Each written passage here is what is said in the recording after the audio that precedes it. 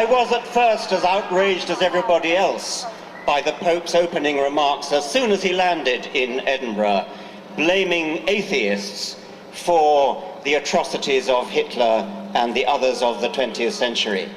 But then I took comfort from it, because it seemed to me that in a way it was showing that we had rattled them so much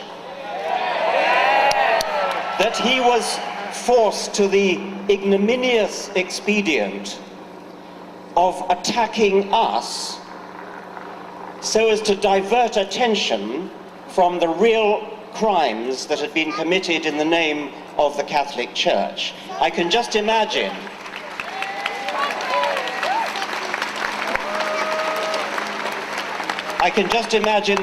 the discussions in the corridors of Vatican power. How are we going to distract them from buggering boys?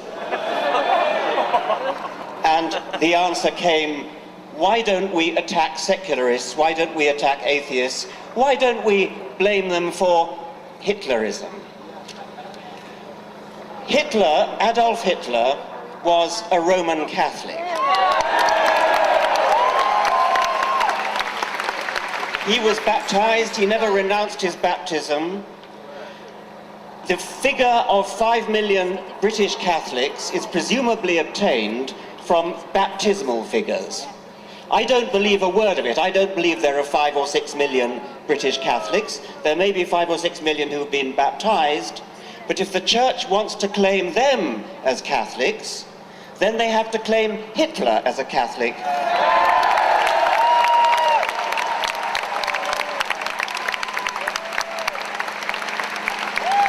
At very least, Hitler believed in a personified providence. He often spoke of it, and it was presumably the same providence that was invoked by the Cardinal Archbishop of Munich in 1939, when Hitler escaped assassination and the Cardinal ordered a special Te Deum in Munich Cathedral, quote, to thank divine providence in the name of the Archdiocese for the Führer's fortunate escape. I'm going to read a speech made in Munich, the heart of Catholic Bavaria, in 1922, and I leave you to guess whose speech it is. My feeling as a Christian points me to my Lord and Saviour as a fighter. It points me to the man who once in loneliness, surrounded by a few followers, recognized these Jews for what they were and summoned men to fight against them, and who, God's truth, was greatest not as a sufferer, but as a fighter. In boundless love as a Christian and as a man, I read through the passage which tells how the Lord at last rose in his might and seized the scourge to drive out of the temple the brood of vipers and adders. How terrific was his fight against the Jewish poison. Today, after 2,000 years, with deepest emotion, I recognize more profoundly than ever before the fact that it was for this that he had to shed his blood upon the cross. That was one of numerous speeches by Adolf Hitler, passages in Mein Kampf, where Adolf Hitler invoked his own Roman Catholic Christianity. No wonder he received such warm support from within the Catholic hierarchy of Germany.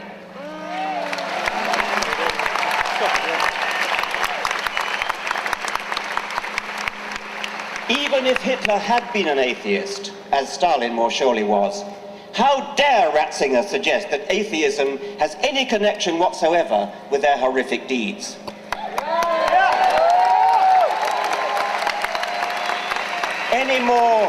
Any more than Hitler's and Stalin's non-belief in leprechauns or unicorns, any more than their sporting a moustache along with Franco and Saddam Hussein. There is no logical pathway from atheism to wickedness, unless, that is, unless you are steeped in the vile obscenity at the heart of Catholic theology. I refer to the doctrine of original sin. These people believe, and they teach this to tiny children, at the same time as they teach them the terrifying falsehood of hell, that every baby is born in sin. That would be Adam's sin, by the way. Adam, who, as they themselves now admit, never actually existed.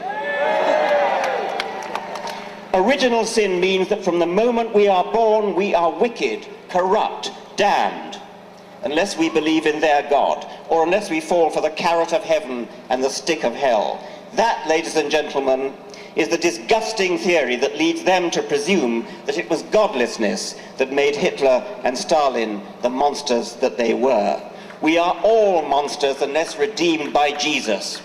What a revolting, depraved, inhuman theory to base your life on. That's the theory of benefit.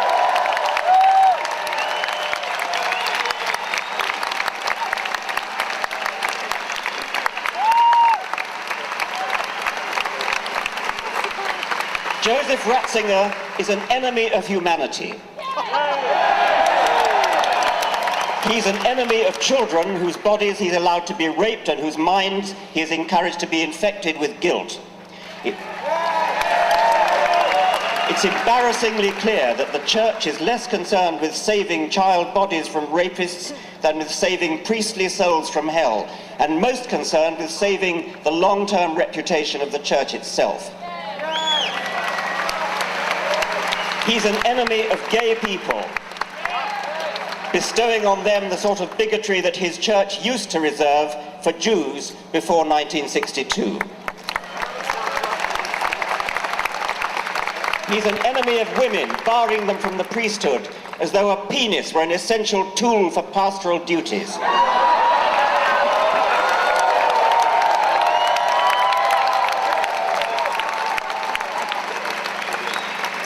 He's an enemy of truth, promoting barefaced lies about condoms not protecting against AIDS, especially in Africa.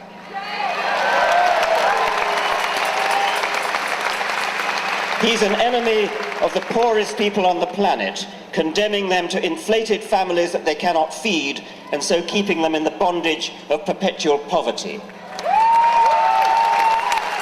A poverty which sits ill beside the obscene wealth of the Vatican. He's an enemy of science, obstructing vital stem cell research on grounds not of true morality, but of pre-scientific superstition.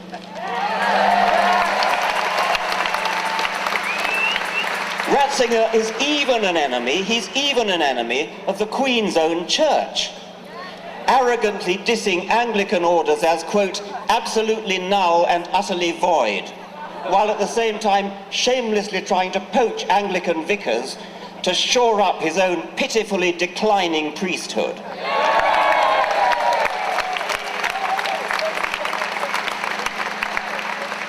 Finally, perhaps of most personal concern to me, Ratzinger is an enemy of education.